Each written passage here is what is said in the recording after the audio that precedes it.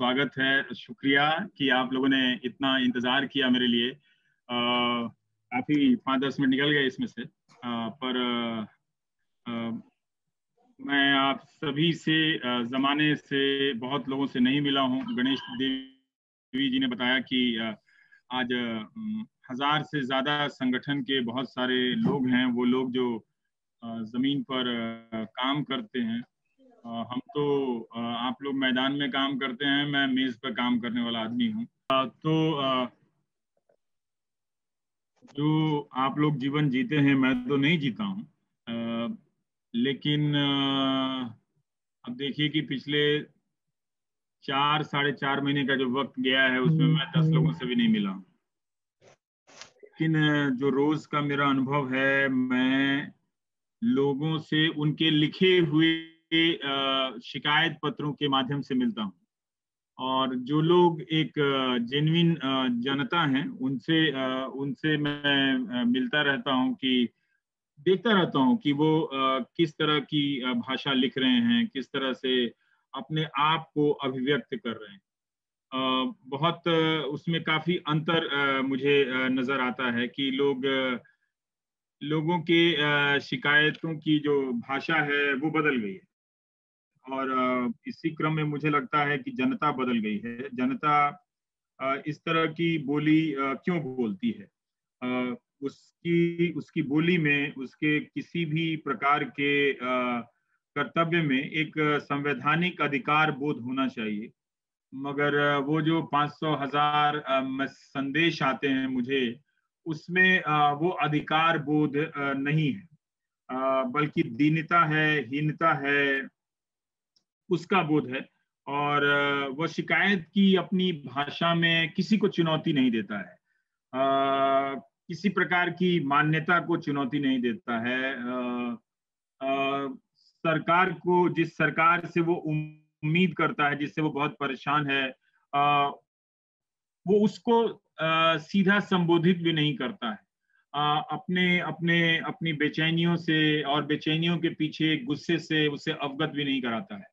आमतौर पे अब तक की जो लोकतंत्र में जनता की भागीदारी रही है, उसका गुस्सा, वो गुस्सा, मैं उस गुस्से की बात कर रहा हूँ जो संवैधानिक दायरे के भीतर अहिंसक तरीके से अव्यक्त किया जाता है।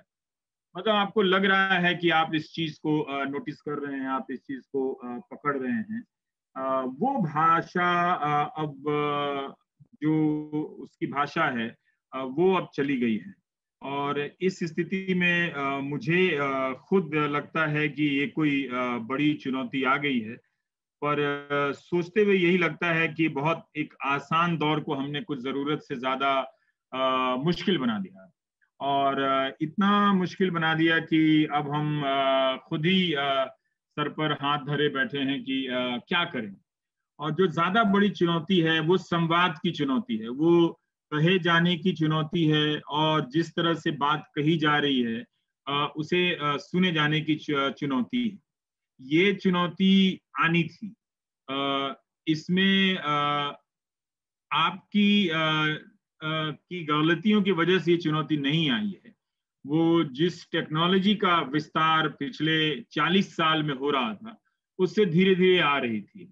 और कई लोग इस बातचीत में, पिछले 6 साल में मैंने कई दफा सुना कि वो कई ऐसे टोटलिटेरियनिज्म वाली सरकारों का उदाहरण देते रहे कि वो आई और चली गई।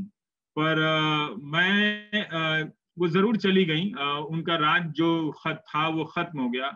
लेकिन आप ऐतिहासिक रूप से देखें तो फिर से और बेहतर तरीके से और नियोजित तरीके से वो दौर आने की प्रक्रिया कभी रुकी नहीं, बल्कि वो प्रक्रिया चलती चली गई। और जो जीवन की जो परिस्थितियां हैं, जिसमें हम या ज्यादातर लोग बहुत कम अपेक्षा रखते हैं अपने मेहनत से ज्यादा पाने के लिए, उसकी तुलना में पाने के लिए, आप इस उदाहरण से देखें कि लाखों की संख्या में मजदूर बिहार और यूपी जाने के लिए बाध्य हुए।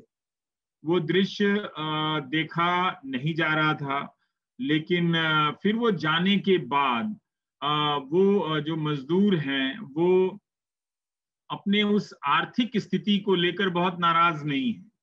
वो उससे बहुत दूर जा चुके हैं और वो इतनी भयावह त्रासदी भी उनकी स्मृतियों से बहुत दूर जा चुकी है।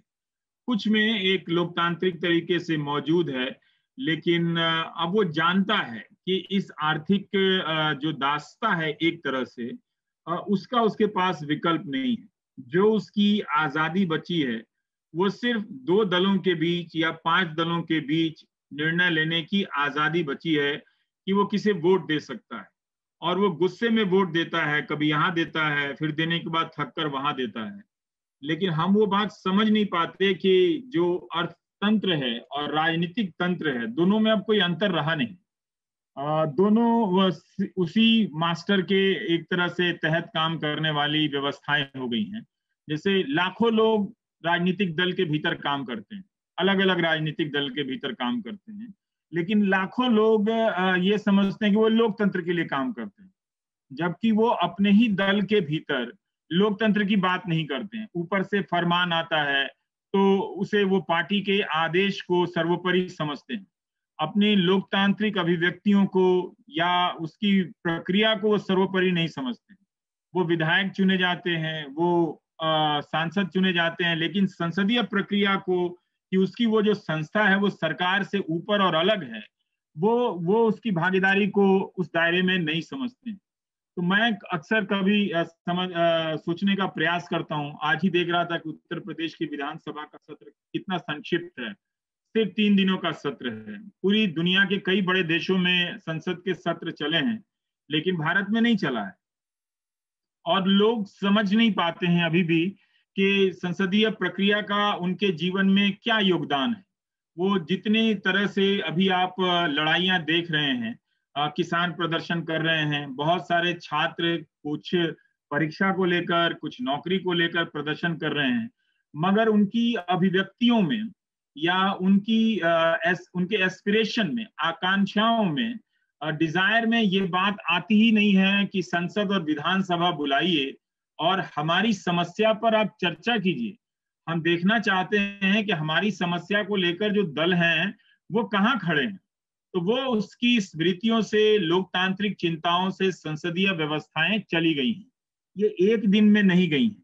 ये पिछले 30 साल से ये प्रक्रिया चली है, जब विधानसभाओं के सत्र बहुत कम हो गए और विधानसभा में पूछे जाने वाले प्रश्नों की महिमा बहुत कम हो गई, जिसमें एक कोई भी विधायक जब सरकार से सवाल करता है तो उसका जवाब देना अनिवार्य होता है, वो जो विभाग होता है। लेकिन 2 साल पहले की बात हमने देखा था कि अब ऐसा सुनने को मिला था राजस्थान में कि कई हजार प्रश्न लौटा दिए गए। प्रश्न का लौटाना क्या होता है? मतलब इस पर एक लोकतांत्रिक रूप से सजग समाज को या सामाजिक व्यवस्था को बहुत सतर्क हो जाना चाहिए था कि प्रश्न कैसे लौटाए जा सकते थे। जो भी विधायक ने जनता की समस्या से जुड़े प्रश्न पूछे हैं, उसका जवाब तो उसी सत्र में दिया जाना चाहिए। लेकिन कई सत्रों के बाकी प्रश्न हैं, तो कुछ जगहों से पता किया कि ये एक सामान्य बातें हैं। जो सत्रों की अवधि है वो कम होती चली जा रही है। जो सांसद हैं और विधायक हैं वो जनता के वोट लेकर उनके प्रतिनिधि तो बनते जरूर हैं, मगर उनकी समस्याओं को वो लोकतंत्र के सबसे बड़े प्लेटफॉर्म पर, राज्यों में विधानसभा और पूरे देश भर में लोकसभा या राज्यसभा, वहां पर उस तरह से उनकी वो डिजायर नहीं होती है कि हाँ ये अभी बहुत फ्रस्ट्रेशन हो गया है, संसद का सत्र बुलाया जाना चाहिए। कोई नौकरी तो है नहीं, संसद के सत्र को तो यूं ही चलते रहना चाहिए। हाँ, अगर कोई सवाल पूछा गया है तो उसमें तय होना चाहिए कि हाँ कोई मंत्री आकर जवाब देगा। तो इस तरह से अगर आप देखें तो संसदीय व्यवस्था हमारी लोकतांत्रिक भागीदारी से खत्म हो गई।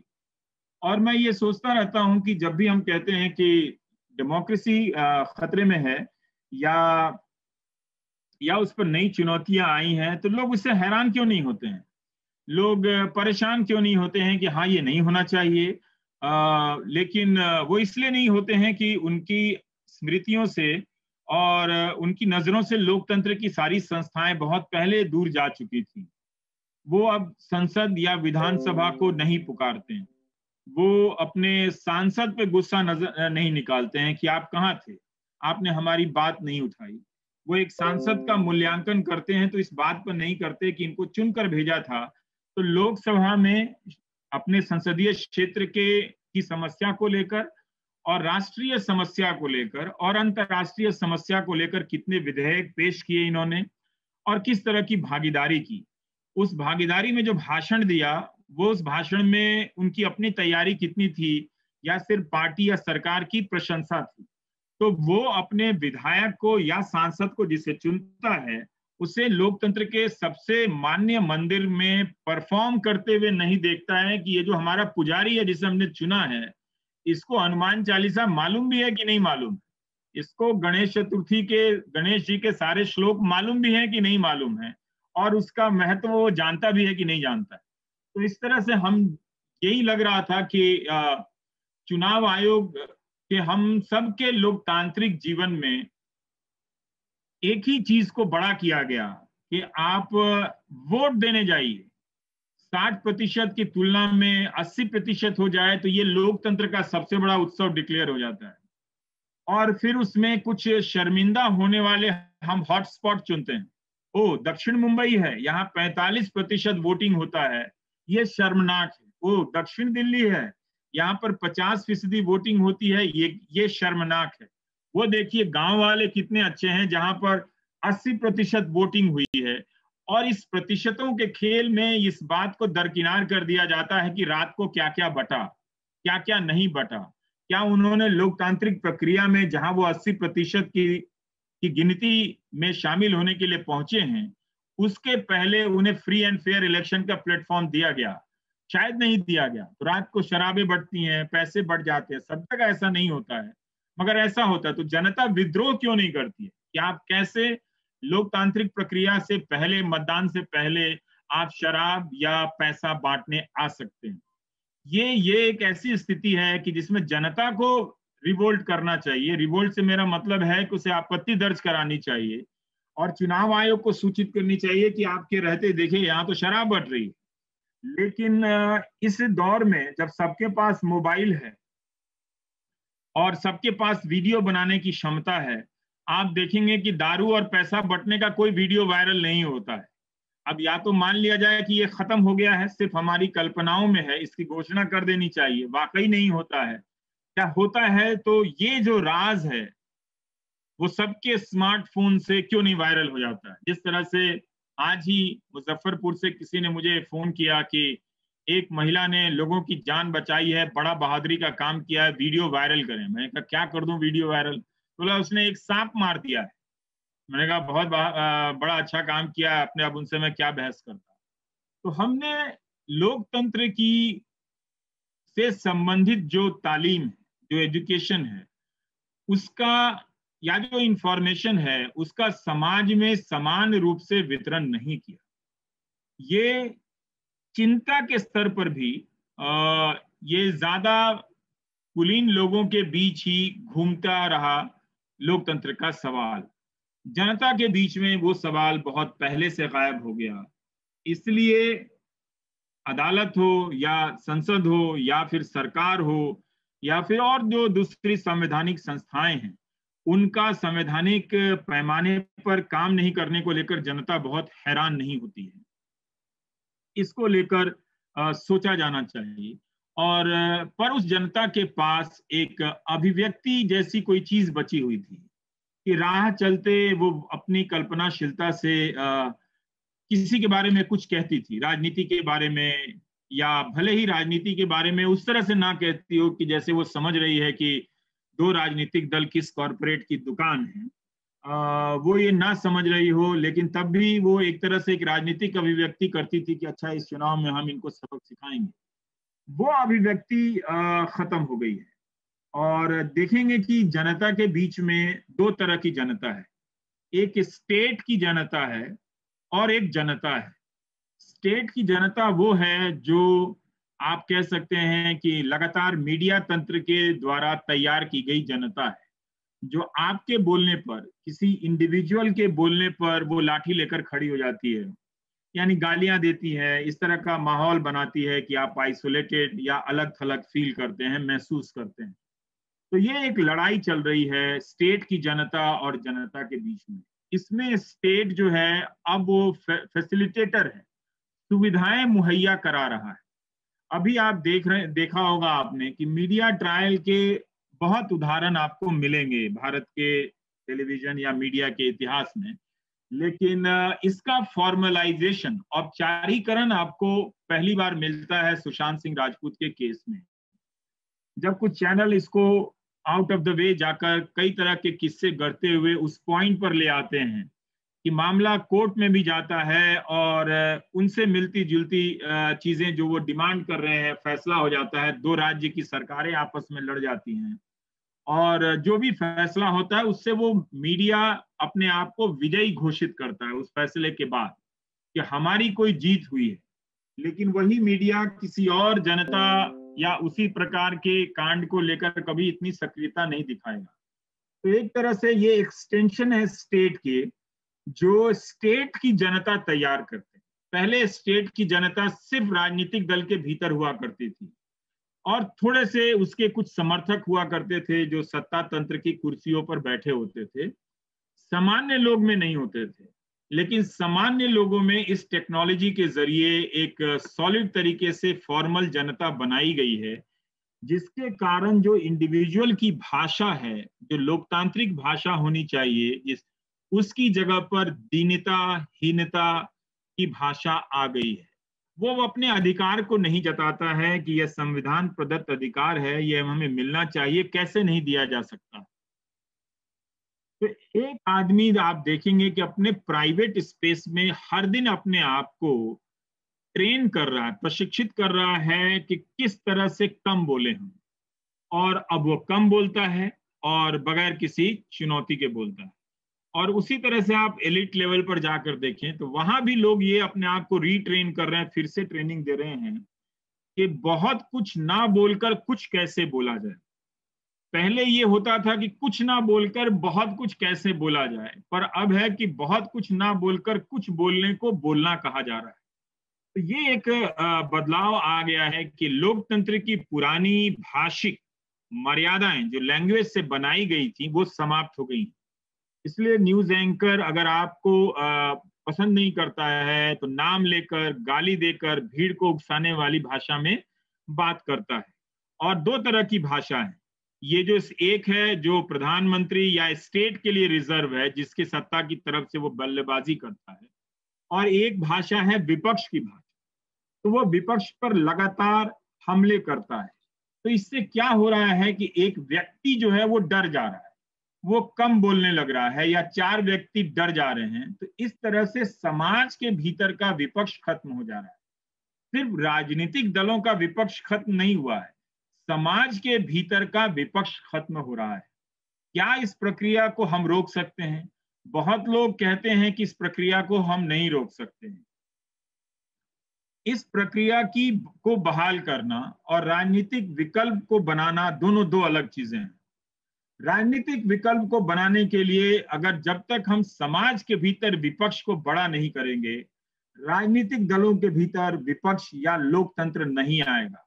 अगर समाज का विपक्ष बड़ा होगा तभी राजनीतिक दलों के कार्यकर्ताओं को पर दबाव जाएगा कि उनके भीतर कोई नीति बनाने से पहले क्या कोई बैठक हुई। हम नहीं जानते कि नई शिक्षा नीति लाने के लिए भारतीय जनता पार्टी ने कोई सम्मेलन किया हो अपने शिक्षा मंत्रियों का। हालांकि शिक्षा मंत्री तो लाखों ग्राम सभाओं तक जाने की बात करते हैं, तो एक्चुअली मैं नहीं कह सकता, हो सकता है दो लोगों से उन्होंने बात भी की हो। लेकिन ये कोई सामान्य प्रक्रिया नहीं होती है कि उस विचारधारा से जुड़े हुए लोग अपने पार्टी के भीतर बहस कर रहे हों या जिला से प्रस्ताव जा रहा हो। ये इस तरह की सारी चीजें खत्म हो गई हैं। और तो इसमें समाज के भीतर विपक्ष यानी लोकतंत्र कैसे बनाया जाए, इसमें सबकी बहुत बड़ी भूमिका है। और क्योंकि हम हमेशा उस मीडिया तंत्र की तरफ देखते हैं, इसलिए अपने आप को असहाय पाने लगते हैं।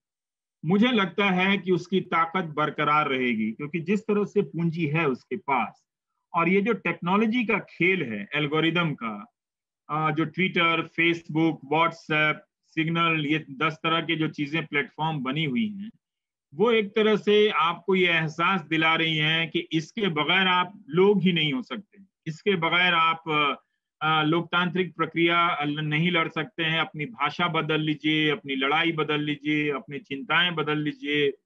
मुझे लगता है कि इन सब पर सोचे जाने की जरूरत है। हमें गांधी से सीखने की जरूरत है। यहाँ पर गांधी जी क्या करते थे? गांधी जी बड़े कम्युनिकेटर थे अपने जमाने के, और उस जमाने में भी जब वो हिंदुस्तान में सक्रिय हो रहे हैं तो पश्चिम के देशों में टेलीविजन बहुत सक्रिय हो चुका था। तब अमेरिका में टेलीविजन या टेलीग्राम बिजली से ज्यादा उसके आने से पहले फैल चुका था और अपना असर दिखा रहा था। लेकिन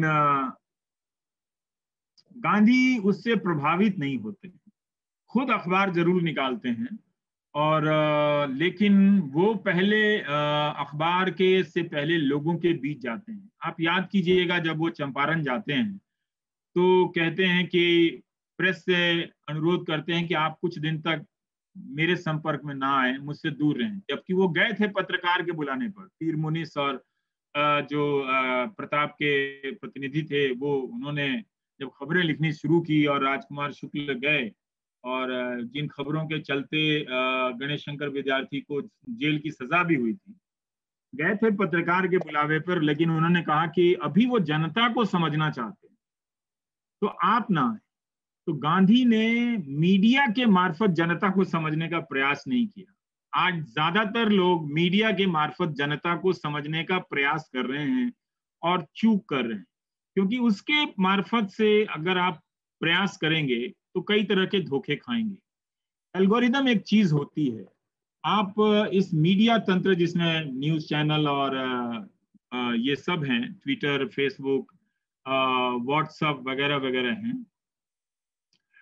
उसको मैं इसमें एक तरह के खास जो उसका एल्गोरिदम का फॉर्मूला है, आप यूं समझिए कि आप अगर आप एक खास तरह के कंटेंट को सर्च करते हैं 4 दिन तक, तो 5वें दिन से आपको ये भी आने लगता है, उस लाइन में वो फ्रेम करता है कि आपके सोचने की दिशा ये है, तो फिर एक वीडियो भेजेगा आपको जो ये बताएगा कि होलोकास्ट हॉलोकास्ट हुआ ही नहीं था, हिटलर ने 60 लाख यहूदियों को नहीं मारा था। और उसके प्रभाव में ऐसी पीढ़ी है जो यकीन करती है कि इस तरह का जिनोसाइड नहीं हुआ था, और ये सभी सोशल मीडिया के प्लेटफॉर्म से किए जाते हैं। ये बड़ा खुलासा था, लेकिन अभी भी ये प्रक्रिया नहीं रुकी है। लेकिन इसने जो किया है वो ये समझिए, इसने किया ये है कि रेफरेंस पॉइंट बदल दिया है सोचने का। सोचने का जो प्रस्थान बिंदु है उसमें बदलाव कर दिया है पूरी तरीके से।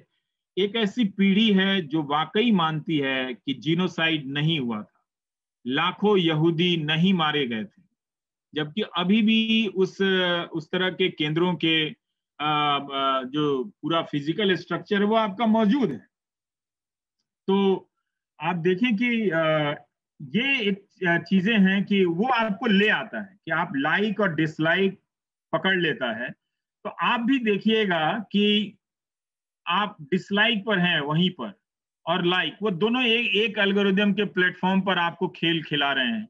मतलब आप जिसको डिसलाइक कर रहे हैं उसी के पीछे पीछे घूम रहे हैं लाइक डिसलाइक करने के लिए, या उसको उसके कंटेंट को देखकर गुस्साने के लिए। जान गए हैं कि ये गोदी मीडिया है, इसका काम यही करना है। तो और एक और पतन ये लिखने वाले बहुत सारे लोग जो उस मीडिया के आलोचक हैं, और उसके जो को प्लेटफॉर्म है, जैसे टेलीविजन का को प्लेटफॉर्म है ट्विटर, फेसबुक को प्लेटफॉर्म है इन सब का, और ये सब एक डिजाइन से टेक्नोलॉजी के जरिए, आप फेसबुक के ही प्रकरण को समझें तो वहां बड़े पूंजी फेसबुक मिलकर एक तरह की खास तरह की राजनीति को बढ़ावा देते हैं, जिसका वही उद्देश्य है कि 2% लोग अमीर रहें, बाकी सब गरीब हो जाए।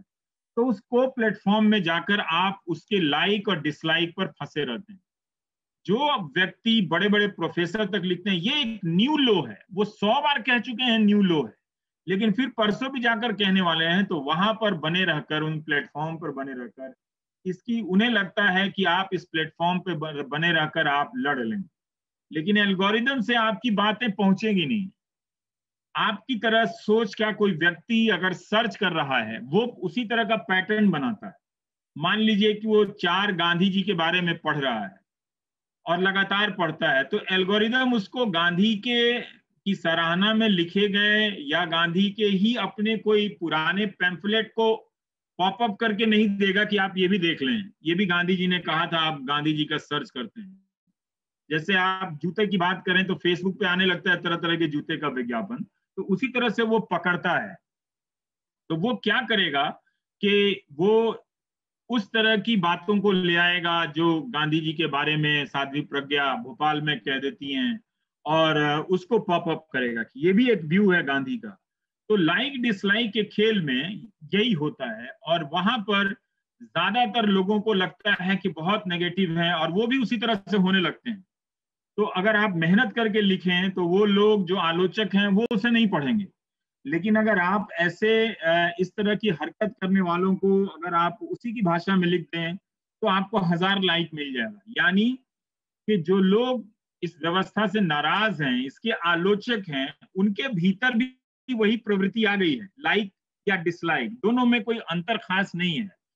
तो इसलिए आपको बाहर उससे जाना पड़ेगा, क्योंकि इस प्लेटफॉर्म में आपके पास कुछ बचा नहीं है। इसका आप सीमित इस्तेमाल कर सकते हैं अपने जरूरत भर का, पर इस पर सक्रियता बढ़ाकर, इस पर सामग्री बढ़ाकर रख सकते हैं कि ताकि कुछ मिले, लेकिन अपनी ऊर्जा का व्यापक हिस्सा इस पर नहीं लगा सकते। तो मैं लौट कर आता हूं कि गांधी क्या करते थे। गांधी जी इस बात को जानते थे कि जब वो अपने मास कम्युनिकेशन के जरिए आंदोलन जब उनका पीक पर पहुंचता था, जहां उनका कम्युनिकेशन पीक पर पहुंचता था, वो एक तरह से पीछे भी हटते थे और रचनात्मक कार्यों में चले जाते थे, आश्रम में चले जाते थे, और आश्रम की गतिविधियां पूरी बदल जाती थी। वो संगीतात्मक हो जाती थी, म्यूजिकल हो जाती थी, जो भजन का है, या क्रिएटिव हो जाती थी, सूत काटना कुछ क्रिएटिव काम है, लेबर के काम में वो जुट जाते थे, जीवन में चले जाते थे। तो इस तरह से जो आप लोग हैं, अपनी अपनी भूमिकाओं को और फिर से उसमें ऊर्जा डालने की जरूरत है कि आप पहले से ही उस तरह के आश्रम की स्थिति में हैं। इस टेक्नोलॉजी के भरोसे ये आपको कभी भी उम्मीद का रास्ता नहीं दिखाएगी, बल्कि ये आपको इस तरह से चिन्हित करती चली जाएगी कि स्टेट के लिए बहुत आसान होगा कि किसी सामाजिक कार्यकर्ता को चिन्हित करके और उसे देशद्रोही बना दिया जाए। प्रशांत भूषण के मामले में चीफ जस्टिस ने कहा एक बड़ी दिलचस्प बात कि एक्टिविस्ट होना बुरी बात नहीं है, लक्ष्मण रेखा को पार कोई नहीं कर सकता। तो खैर लक्ष्मण रेखा वाला अलग बहस है, रेखा वाली अलग बहस है, लेकिन उन्होंने एक आधी बात पहले वाक्य में जो कही है कि एक्टिविस्ट होना बुरा नहीं है, तो ये अच्छी बात है कि चलिए सुप्रीम कोर्ट कह रही है कि एक्टिविस्ट होना बुरा नहीं है, पर आप सामाजिक कार्यकर्ता हैं, आप सब वो लाजवाब लोग हैं कि देखिए बहुत कम जिंदगी में पाया आपने, लेकिन कुछ चीजें जो हैं आपकी क्षमता या दायरे के बाहर हो गई, और जब ये टेक्नोलॉजी आई और उड़ा कर ले गई तो आपने समझा कि ओ हम यहाँ पर नहीं थे, इसलिए हम लोग मार्जिनलाइज हो गए। नहीं नहीं, आप जहाँ थे, आप जैसे लोगों को या आप जैसी सोच रखने वाले लोगों को हाशिए पर पहुंचाने के लिए ही इस तरह की टेक्नोलॉजी का जन्म हुआ है कि जो अपने इंटरेस्ट के जैसे क्या की सोचने वाले समाज को बड़ा कर दे, उसके फॉलोअर को बड़ा कर दें, तो उसमें आपकी कोई बहुत बड़ी गलती नहीं है। लेकिन मुझे लगता है कि हम उस नेगेटिव जिसे कहते हैं लाइक डिसलाइक, ये सोशल मीडिया का जो प्रसार प्रचार है जिसने जनता के दिमाग से जनता का होना ही निकाल दिया है, उसका रास्ता आपके पास है। उसका रास्ता ये है कि आप जहां समाज में हैं, अपने संगठन में हैं, अपनी भूमिका को परिभाषित करने और उसे फिर से पेश करने की जरूरत है। लोगों को बताने की जरूरत है कि सामाजिक कार्यकर्ता कोई आसान होना कोई आसान चीज नहीं है, और इसके होने का कोई असर नहीं होता है, ये भी सही नहीं है। ठीक है कि किसी ने आपको ना जाना हो, पर आप सबके काम की भावना तो सबके पास थोड़ी थोड़ी पहुंची है। नहीं पहुंची होती तो इस बार जब लाखों मजदूर बाहर जा रहे थे, पैदल चल रहे थे, तो ऐसे लोग जो सामाजिक कार्य जिन्होंने कभी जीवन में नहीं किए थे, मगर उनको पता है कि सामाजिक कार्य होता क्या है, उन लोगों ने चंदा जमा किया, अपने घर से पैसा निकाला, फल सब्जी रोटी खाना लेकर सड़कों पर खड़े रहे, लोगों को खिलाते रहे। तो ये एक जज्बा आता है, पर वो आप उसको संगठित ना होने की वजह से उस जज्बे को समाज में मान्यता नहीं दिला पाते। और इसी प्रकार के एक समानांतर सामाजिक काम करने का दावा करने वाला संगठन अपनी राजनीतिक इकाई के जरिए अपने काम को कुछ जरूरत से ज्यादा मान्यता दिला देता है। घटना होती नहीं कि तस्वीरें चली आती हैं कि ये लोग भी मदद कर रहे हैं, और आपकी जिंदगी में आपने कितना कुछ किया होगा उसकी एक तस्वीर नहीं होगी। लेकिन वो तस्वीर अब मीडिया के जरिए कभी नहीं पहुंचने वाली है, क्योंकि वो एम्पलीफाई नहीं की जाएगी। पर क्या इसका पावर हमेशा मीडिया के पास ही रहेगा? इससे पहले कि देर हो जाए, अपनी क्षमता में झांक कर देखना चाहिए कि आपके भीतर क्या संभावनाएं हैं। मुझे लगता है कि इस वक्त आश्रमों में लौटकर गांधी जी की तरह रचनात्मक, अहिंसक और सुंदर रचनात्मक प्रवृत्तियों की तरफ लौटकर हम सूचनाओं का के विकल्प में, ये चूंकि सूचनाएं पवित्र सूचनाएं तो अब रही नहीं, वो सरकार की तरफ से आएंगी नहीं, मीडिया अब खत्म हो चुका है, लेकिन फिर भी हम समाज के भीतर से पवित्र सूचनाओं का निर्माण कर सकते हैं। और उन सूचनाओं के आधार पर हम एक नई समझदारी आप सभी लोग गढ़ सकते हैं। ये भरोसा आप सभी में होना चाहिए। ये पब्लिक कांटेक्ट, यानी अपने तरह के लोगों से मिलने जुलने और उनके तरह के लोगों को भी समझने का दौर है, जिसे जिन्हें लोग देखते हैं कि धिक्कारते रहते हैं, तिरस्कृत करते रहते हैं। मुझे लगता है कि उन्हें भी समझने की जरूरत है कि उनके भीतर क्या ऐसी बात हुई है कि हिंसा को जस्टिफाई करने लगे हैं। क्या कोई 100 बार कहने से कि हाँ हाँ हत्या करना सही है, 101वें बार में हत्या कर सकता है? इन सब चीजों को समझने की जरूरत है, उसकी धार्मिकता को, उसके अंधविश्वासों को, और उसकी आक्रामकता को। वो इतना आक्रामक क्यों है, उसके लिए क्यों इस मोड़ पर इस तरह से एक धार्मिक पहचान की स्थिति बनी है? क्या वो कभी नहीं निकल पाएगा? मुझे नहीं लगता कि कोई व्यक्ति हिंसा के आगोश में इतनी देर तक रह सकता है, नहीं रह सकता है। उसे ठीक किया जा सकता है, उसके प्रति उसके नजदीक जाकर उसे संबंध बनाकर उसे ठीक किया जा सकता है। अंत में आप कुछ भी करेंगे, बदलना उसी को है। उसी को बदलने के लिए इतनी बड़ी न्यायिक संस्थाएं बनी हुई हैं, कोर्ट है, जेल है, पुलिस है। अगर कोई अपराध भी करता है तो उसको बदलने के लिए ये सारी चीजें हैं। तो इसका मतलब ये है कि उसके बदलने की जो लड़ाई है वो स्टेट भी अपने तरफ से एक तरह से लड़ती है। हालांकि वो जेल में सड़ाने का इस्तेमाल करती है लोगों को।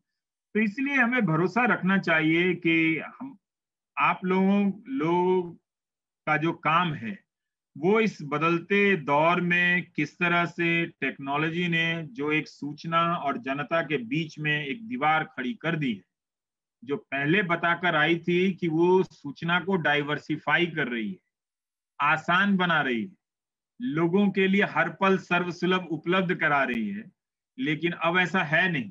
अब हम उसके खेल को समझ गए हैं कि झूठ की संरचना से एक मानसिक सोच में लोकतंत्र का विस्थापन किया जा सकता है, दिमाग से डेमोक्रेसी हटाई जा सकती है, और उसकी जगह पर हम कुछ और ला सकते हैं। तो इसलिए आप बात बात पर ऐसी भीड़ को देखेंगे कि जो जाकर मार दे रही है। ये भीड़ समाज के भीतर पहले भी थी, आगे भी रहेगी, लेकिन इस तरह से मल्टीप्लाई नहीं हुई थी। लेकिन दूसरी तरफ सही बात करने वाले, उसे गलत कहने वाले इंडिविजुअल लोग दिन रात पीछे पीछे डरते हुए चले जा रहे हैं।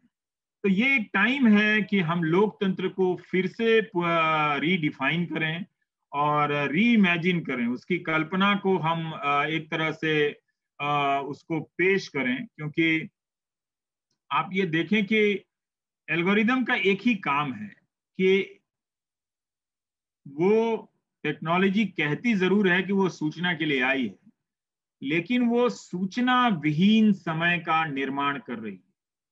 और सूचना विहीन समय में जनता के पास समय नहीं है जीवन के अलावा, जीवन जीने के अलावा। तो वो जब वो रात को लौट कर आती है तब तक उसको सैनिटाइज किया जाता है व्हाट्सएप के जरिए, टेलीविजन के जरिए, डिबेट के जरिए, जिसमें एंकर जो है वो तलवारें भाज रहा होता है। पर आप देखें कि उसी का एक वर्जन है जो बंद हुआ था टिकटॉक, उसमें जाकर देखना चाहिए। लोगों ने एक तरह से देखा कि ये कला की अभिव्यक्ति का लोकतांत्रिक मंच है। आप फिल्मों में एक्टिंग नहीं कर सकते, बहुत सारे लोग नाटक नहीं कर सकते, बहुत सारे लोगों को सीरियल में मौका नहीं मिलता। तो वो इस तरह से अपने आप को एक्सप्रेस कर रहे हैं, पॉपुलर हो रहे हैं। गलत बात थी। मुझे इस विश्लेषण से समस्या है और मैं ये बार बार कहना चाहता हूं कि इस मीडिया तंत्र के किसी भी प्लेटफॉर्म पर जबरदस्ती आप लोकतांत्रिक कैरेक्टर ढूंढने का प्रयास ना करें, क्योंकि इसका मकसद ही है आपके भीतर की लोकतांत्रिकता को खत्म करना। आप छोटे मोटे असर पैदा करने वाली घटनाओं को लेकर आप इसका महिमा मंडन ज्यादा ना करें। आप रहें इस पर, इससे अनुपस्थित ना रहें, मगर विकल्प इसके जरिए नहीं बनेगा और इसके भीतर नहीं बनेगा, विकल्प इसके बाहर बनेगा। इसमें ये जो समय है ये कंफ्यूज रहने का नहीं है, ये सबसे क्लियर समय है कि एक तरफ मीडिया तंत्र है और उस तंत्र में रहने जीने वाला समाज है, और एक दूसरा समाज है जो अभी उस तंत्र का उतना बड़ा हिस्सा नहीं हुआ, मगर उस पर उस तंत्र का असर जरूर है। तो टिकटॉक में उसको मैंने दूसरे तरीके से देखा। मैं रविवार को काफी देखा करता था। अब मेरा समय होगा तो बता दीजिएगा कि ज्यादा मैं ना बोलने लगा हूं। तो मैं देखा करता था कि ये क्या चीज है, क्यों लोगों के हाव भाव इस तरह से हो गए हैं। वो कलात्मक अभिव्यक्ति नहीं थी। अगर थिएटर में जाने की आपके भीतर काबिलियत है तो उसकी एक गरिमा गंभीरता होती है, वो तो वहां नहीं थी। सिनेमा के पर्दे की गरिमा गंभीरता होती है, वो तो वहां नहीं थी। जो इस मीडिया तंत्र ने आपको सूचना विहीन बनाया था उसी की कलात्मक अभिव्यक्ति थी। लोग इस तरह से अपने आप को उन डांस और वीडियो के जरिए, विद्रूप विकृत वीडियो के जरिए अपने आप को तरह तरह से पेश किया करते थे, जिससे लगता था कि ये अभिनय नहीं है। अभिनय हमारी सोच और समझ की एक श्रेष्ठ अभिव्यक्ति है। वहां भी ये एक मानव का एक सांस्कृतिक, एक कह सकते हैं कि एक सुंदर सांस्कृतिक उपलब्धि है, एक मानव ने जो रचना की अभिनय संसार की, जिसमें कविता है, कहानी है। दुर्घटनाओं, मर जाने वाले लोगों पर भी वहां पर मजाक चल रहे हैं, वीडियो चल रहे हैं कि वो गए थे कमाने के लिए, मर गए सड़क पर। जो मजदूर, जिन मजदूरों को देखकर आप लोग व्यथित हो रहे थे, टिकटॉक पे इस तरह के सैकड़ों वीडियो बने थे जिसमें उनके पैदल चलते हुए मर जाने, दुर्घटनाग्रस्त हो जाने या भूखे प्यासे कहीं लू से लग जाने का मजाक उड़ाया जा रहा था। तो जो स्टेट की जनता थी वो इस तरह से बन चुकी है, उसको मालूम नहीं है कि वो स्टेट का पार्ट हो चुकी है, उसे लगता है कि यही नॉर्मल है। तो वो एक तरह से उसका एक वीडियो उदाहरण था कि कैसे समाज में लोकतांत्रिकता, संवेदनशीलता खत्म हो गई है। तो इसलिए आप वहां पर और वैकल्पिक वीडियो बनाकर कुछ हासिल नहीं कर सकते। कुछ जरूर बनाएं, कुछ जरूर अपनी बातों को रखें, लेकिन उसका जो एल्गोरिदम है कि वो उन्हीं बातों को ऊपर ले आएगा सीक्वेंस में, जिन बातों की दुनिया उसे बनानी है। उसका मकसद बहुत स्पष्ट है। व्हाट्सएप, ट्विटर, फेसबुक का मकसद बहुत स्पष्ट है कि लोगों के दिमाग से प्रश्न करने की क्षमता और साहस को खत्म कर देना है। अगर आप स्टेट की जनता बनकर किसी को गाली दे रहे हैं, किसी को धमकी दे रहे हैं, किसी को ट्रोल कर रहे हैं, वो उसे मान्यता देता है। वो समाज के भीतर से ट्रोल पैदा करने आया है, और ये ट्रोल कुछ और नहीं है, ये स्टेट की जनता है, स्टेट का एक्सटेंशन है। तो इस ट्रोल से आप जब उसके प्लेटफॉर्म पे लड़ेंगे तो ये उसका मैदान है, वो शर्तें तय करेगा और आपको ब्लॉक करेगा, आपके पेज की रीच को कम करेगा। बहुत मुश्किल है। तो इसलिए ये लड़ाई जो है, आप सबका काम, अलग अलग क्षेत्रों में आप लोग काम करते होंगे, कोई पर्यावरण को लेकर काम करता होगा, कोई प्राथमिक शिक्षा को लेकर काम करता होगा, कोई भाषा को लेकर काम करता होगा, लेकिन हम सबका, जो आप सबका काम है, वो इस लोकतांत्रिकता के पुनर्निर्माण का काम है। और इसका इसका इसका एक चारित्रिक निर्माण आप लोग कर सकते हैं। गांधी के पास थी ये क्षमता, गांधी ने ये करके दिखाई, वो करना ही चाहते थे आखिर आखिर तक कि मैं यही करूंगा, और ये किए बगैर किसी आजादी का मतलब नहीं होता है। हमने ये काम सबने छोड़ दिया। हम अपने ज्ञान को अपने पास रखते हैं, लेकिन वो अपनी अज्ञानता को बांटने के लिए, उसका वितरण करने के लिए उन्होंने कितने प्लेटफॉर्म बना लिए, आप ये देखिए। उन्होंने लगा कि वो लाइब्रेरियों में जाकर मुकाबला नहीं कर सकते, वो क्लासरूम में जाकर मुकाबला नहीं कर सकते, तो उन्होंने क्या किया, ट्विटर और इस मीडिया टेलीविजन को गुलाम बनाकर, व्हाट्सएप मीम के जरिए तमाम संसाधन लगाकर उन्होंने अपने ज्ञान की दुनिया स्थापित कर ली है, जिसे आप अज्ञान कहेंगे, आप उसको, आप कहेंगे कि ये नॉलेज नहीं है, मगर उसे नॉलेज के रूप में स्थापित कर दिया। एक ऐसे समाज को इतने लंबे समय तक के लिए शिक्षा से, अच्छी किताबों से, लोकतांत्रिक बातों से दूर रखा गया, और अचानक मीम के जरिए नेहरू के बारे में दिया गया, तो पहली उसकी जो प्रतिक्रिया थी वो खुश होने की थी। उसी तरह से जैसे कोई ऑक्सफोर्ड में जाकर गर्व करता होगा, या अच्छी यूनिवर्सिटी में, या अच्छे प्रोफेसर की क्लास में, कि मैं इस प्रोफेसर की क्लास में आया हूं, वो बहुत खुश हुआ कि अच्छा वो भी जानने लगा है। तो उसके हम जानने की प्रक्रिया से हमने दूर रखा था उस समाज को। अब हम उस समाज को उलाहना नहीं दे सकते, इसलिए उस समाज के पास हमें जाना पड़ेगा और जानने की नई प्रक्रिया स्थापित करनी पड़ेगी, जो बहुत आसान है। आपका काम मुश्किल तब होगा जब आप उस मीडिया तंत्र के प्लेटफॉर्म से कुछ हासिल करना चाहेंगे, तो समय भी बर्बाद होगा और मुश्किल भी होगा। तो मेरी जो समझ बनी है, मैं वही कह सकता हूं कि समाज निर्माण और समाज के भीतर विपक्ष और लोकतंत्र के निर्माण का काम अब बगैर मीडिया के ही होगा तो होगा, या मीडिया तंत्र जिसे आप कहते हैं। मुझे नहीं लगता कि इस प्लेटफॉर्म की भूमिका है, आप कुछ भी कमाल कर सकते हैं, मगर ये आपको वो काम नहीं करने देगा, ये माध्यम, और आपको एक तरह से संदिग्ध बनाएगा, जिससे आपके एक व्हाट्सएप मैसेज को लेकर आपको जेल में डाल दिया जाए। आपके हर अभिव्यक्ति को संदिग्ध बनाने के लिए एक प्रमाण उपलब्ध कराएगा कि सामान्य हंसी मजाक के क्षणों को भी वो आपराधिक दस्तावेज के रूप में पेश कर देगा। तो ये बात हमें समझने की जरूरत है कि एक बुनियादी सूचना या कम्युनिकेशन का काम उनसे भले हो सकता है, पर उन्होंने जो लोकतंत्र के भीतर एक अपना नया मैदान बनाया है, हम उनके एस्ट्रो टर्फ पर अब नहीं खेल सकते। वो बहुत बड़ी लड़ाई हो गई है। मेरे ही कार्यक्रम को कई टेलीकॉम प्लेटफॉर्म उड़ा देते हैं, नहीं पहुंचता है, तो मैं घंटों मेहनत करता हूं, वो कमरे में ही रह जाता है। तो क्या विकल्प है इसका, कैसे लोगों तक पहुंचा जाए? मैं सारा विकल्प इसी में ढूंढता हूं कि कैसे पहुंचे, और इसमें नहीं पहुंच सकता। फेसबुक, गूगल या टेलीविजन चैनल के जरिए मैं लोगों तक नहीं पहुंच सकता, और आप भी नहीं पहुंच सकते, इतनी मेहनत, इतनी ऊर्जा लगाने के बाद भी। लेकिन उससे कम मेहनत में मैं लोगों के बीच पहुंच जाता हूं दूसरे तरीके से, उनसे सीधे बात करके। भले ही वो संख्या में एक होते हैं, वो हजार, मैं लाख की तलाश में होता हूं, क्योंकि वो आपके भीतर जुनून पैदा करता है कि जब तक आपकी आपके लिखी हुई इस बात को 10 लाख लोगों ने नहीं पढ़ा, आप सार्थक नहीं है।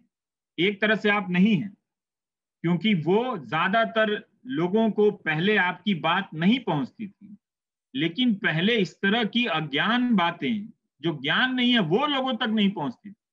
तो समाज अपने अनुभवों को जो व्यक्ति है वो सामाजिक परंपराओं को भले क्वेश्चन नहीं करता था, मगर उसके आचार व्यवहार से जीता था कि बड़े हैं, ठीक है, कुछ कह रहे हैं, लेकिन अब वो उसकी भी परवाह नहीं करता। वो स्टेट की जनता बन के अपने से उम्र दराज को भी वो पीट सकता है, वो मार सकता है। तो इसलिए वहां पर हमें गांधी के आश्रम पद्धति की तरफ आपको देखना चाहिए, भरोसा रखना चाहिए कि लोगों से जुड़कर लोगों के बीच उनकी कहानियों का नया सूचना संसार रचा जा सकता है। अगर ट्विटर और फेसबुक से एक नई सूचना संसार की रचना हो सकती है, तो उसके बगैर भी नए सूचना संसार की रचना हो सकती है। समय नहीं मिला मुझे, नहीं तो मैं बाकायदा इस पर एक प्रोजेक्ट पेश करता आपके सामने कि वो किस तरह से किया जा सकता था, लेकिन वो मेरी पढ़ाई अभी आधे में रह गई है, मैं वहां तक नहीं पहुंच सका हूं। लेकिन ये किया जा सकता है। इसे लेकर किसी प्रकार के कंफ्यूजन में रहने की जरूरत नहीं है। टेक्नोलॉजी को आप उतना ही जाने कि आप जूम ऑपरेट कर लें, लेकिन ये ना समझे कि जूम नहीं आएगा तो आप कुछ नहीं कर सकते। बल्कि इससे ये एक बहुत सारे कामों का एक काम होना चाहिए, लेकिन जो असली काम है लोगों के बीच जाना, ज्ञान का, जो आपने अच्छी किताबें पढ़ी हैं उनका डिस्ट्रीब्यूशन करना लोगों ने नहीं किया। मैं ही खुद एक साधारण बैकग्राउंड से आया था, अच्छे अच्छे प्रोफेसर को मैं देखता था कि वो पूरी क्लास से रुक कर बात नहीं करते थे। और मैं बड़े कमाल के प्रोफेसरों से पढ़ा हूं, जाकर टोक देता था कि आप किस तरह के डेमोक्रेटिक आदमी हैं, क्या 20 साल के लड़के से बराबर पर बैठ के बात नहीं करते हैं। वो करते थे, लेकिन वो आधे अपने तरह के लोगों को चुन लेते थे फिर करते थे। लेकिन उसके बाद उन लोगों ने मुझ पर भी ध्यान देना शुरू किया, बातें करनी शुरू की, तुम क्या पढ़ रहे हो, नहीं पढ़ रहे हो। तो एक टीचर मैंने भी देखा कि वो कितना बदल सकते हैं वो लोगों से जो उनके पास नॉलेज है। चुपके से एक किताब पकड़ा देने से कितना कुछ आदमी बदल सकता है। मैं बिल्कुल उन्हीं की तरह का लोग हूँ जिसे कोई ट्विटर और फेसबुक से अपनी आंधियों में उड़ा ले जा सकता था। लेकिन मुझे कुछ ऐसे लोगों ने बचा लिया जो मेरे साथ अपने नॉलेज को डिस्ट्रीब्यूट कर रहे थे, रीडिस्ट्रीब्यूट कर रहे थे, शेयर कर रहे थे। बहुत सारे मेरे दोस्त मेरे क्लास के ऑक्सफोर्ड गए और दुनिया के तमाम यूनिवर्सिटी में गए। उन्होंने इतिहास पर बड़ी अच्छी पीएचडी की, बहुत अच्छी किताबें लिखी, लेकिन आम जनता को 4 लाइन समझ में आ जाए उस पर एक पोस्ट आज तक नहीं लिखा है उन्होंने, आज भी नहीं लिखते हैं। उनका ये काम ही नहीं है कि 4 किताबें पढ़कर अगर बातें हो रही हैं तो इस पर एक ढंग से पोस्ट लिख दें। पूरी दुनिया में नहीं पहुंचेगी, उनके 4 रिश्तेदार तो पढ़ लेंगे। तो हमने ज्ञान को अपने भीतर रखा, अपनी उपलब्धियों के लिए रखा, और हमने ये भरोसा बना लिया कि इसका वितरण जो है, सार्वजनिक वितरण सिर्फ मीडिया तंत्र के प्लेटफॉर्म से होता है। हमें लगता है कि थोड़ा इस पर पुनर्विचार करने की जरूरत है। अगर आप नए लोकतांत्रिक समाज की रचना करना चाहते हैं तो नए मीडिया समाज की रचना भी सोच लीजिए, और वो ट्विटर और फेसबुक के जरिए या उसके मैदान में रहकर आप नहीं कर सकते।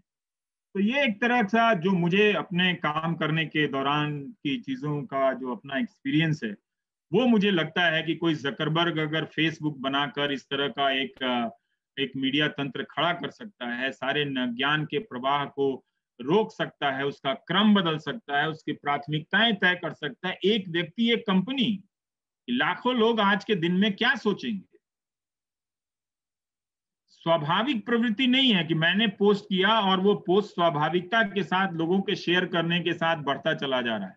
वो कहीं ना कहीं जाकर रुक जाता है या रोक दिया जाता है। तो इसलिए उस प्लेटफॉर्म में रहें, उसके उसके भीतर उसका जरूरत के हिसाब से ही इस्तेमाल करें। लेकिन आप जिस तरह के सामाजिक कार्यकर्ता लोग हैं, अलग अलग संगठनों में काम करते हैं, अपने भीतर विश्वास पैदा कीजिए। ये वही समय है जिसमें आपकी प्रासंगिकता, रेलेवेंस पहले से कहीं ज्यादा हो गई है। आपने अभी तक जो अनुभव संचित किए हैं, उसी के प्रदर्शन का ये इम्तहान का ये वक्त है। लोगों को ये बताने का भी कि सामाजिक कार्यकर्ता कोई बेकार का काम नहीं होता है। हमें ये समझना चाहिए कि लोकतंत्र का काम करना बेकार का काम नहीं होता है। वो सिर्फ पानी के बचाने के लिए नहीं लड़ता है, वो सिर्फ पर्यावरण को बचाने के लिए नहीं लड़ रहा है, वो लोकतंत्र को बचाने के लिए भी लड़ता है, क्योंकि जब वो सवाल पैदा करता है तो समाज के लिए वो सवाल पैदा करता है। तो इसलिए आप सबकी प्रासंगिकता पहले से कहीं ज्यादा है, आप सबकी भूमिका पहले से कहीं ज्यादा है। और पहले से ज्यादा हमें उम्मीद रखनी चाहिए।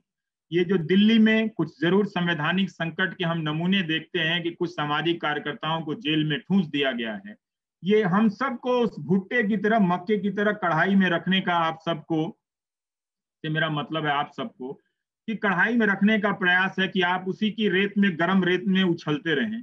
कढ़ाई से बाहर भी दुनिया है मक्के के लिए, पूरा खेत बचा हुआ है।